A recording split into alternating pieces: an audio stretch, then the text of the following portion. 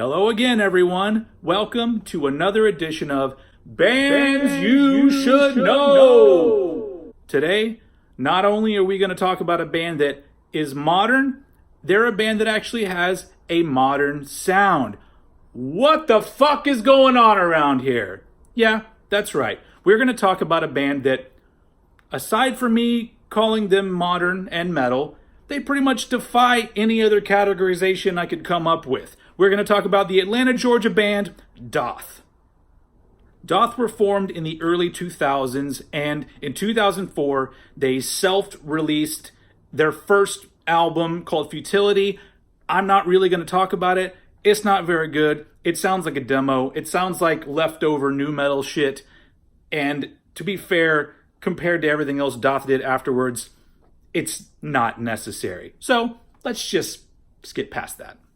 In 2007, the real shit starts. That's when on Roadrunner Records they released the album called The Hinderers. And this album is fucking genius. It was produced by James Murphy, who some of you might know that name. He was in Cancer. He was in Obituary for a bit. He did a band that only did one album that's fucking great called Disincarnate. But he's the producer of the album, and he plays a little bit of like extra guitar here and there on it. But The Hinderers is a technical, progressive metal groove album. It defies categorization. There's so many unusual riffs and song structures and incorporations of electronic and keys and pianos, and it grabs from fucking everywhere and makes up this sound that can only be categorized as Dath. So, let's listen to a bit of a song. Guess what? Today, we don't have any fucking vinyls. They have never released any of their albums on vinyl. So, luckily, we got some music videos to work with. So, here's a little bit of the song called Subterfuge. So, the vocals on this album are handled by Sean Forber, who, as you heard, has a very throaty sort of growl thing going on. And it's almost like he's the anchor that kind of holds everything, keeps it grounded. But the real stars on this album and all Dath albums are the guitar players Emil Wursler and Eyal Levy. I always gotta check and make sure I'm saying those right, because when I say them, I'm like, did I pronounce them backwards? I don't know. But anyway, Wursler and Levy are amazing guitar players and songwriters. Their solos, their riffs, they bring ideas from all over the place, and they play so well together. It reminds me of every pairing that Dave Mustaine has come up with in Megadeth. Whatever guitar player he plays with, it always seems like they're just complementing each other perfectly. And that's what the Wursler-Levy combination does for this album and every other album.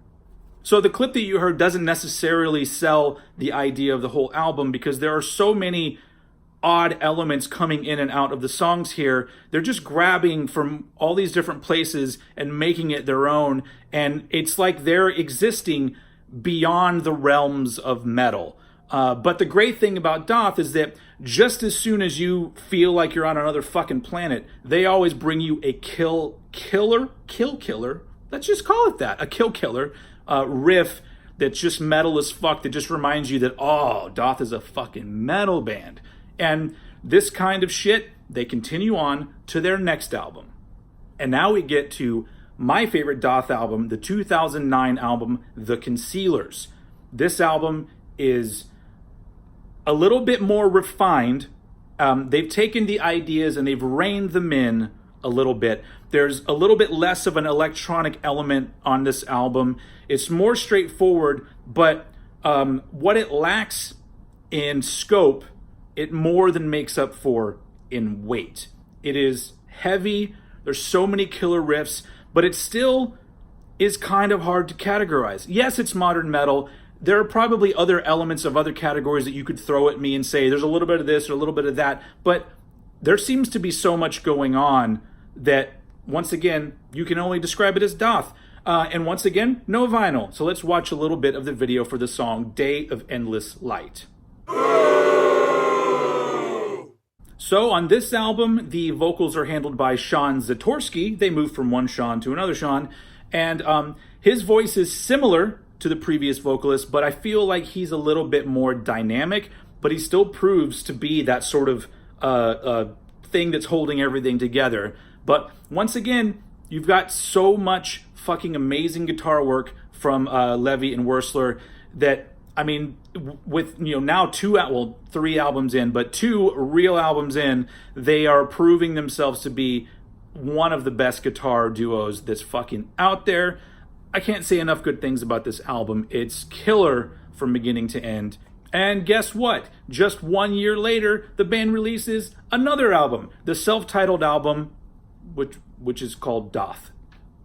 So I remember when I first got this album and I started it from the beginning, and it starts with kind of a slow build, an intro that kind of, you know, eases you in a little bit to this album, because once that fucking intro is over, this is the heaviest Dath album. It is unrelenting, it is bludgeoning, it is heavy as fuck all the way through.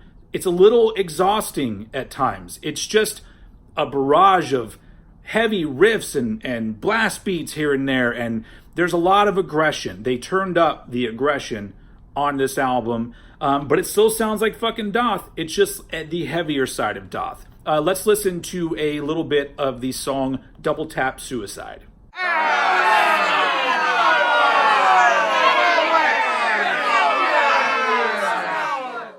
Now, for me, this album is a bit of a step down, but I don't know how you compete with the awesomeness that is the Concealers.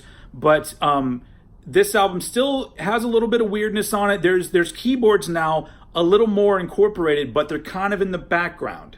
Like, you can hear them come in during choruses and stuff every once in a while. But for the most part, it's a pretty straightforward album for Dath.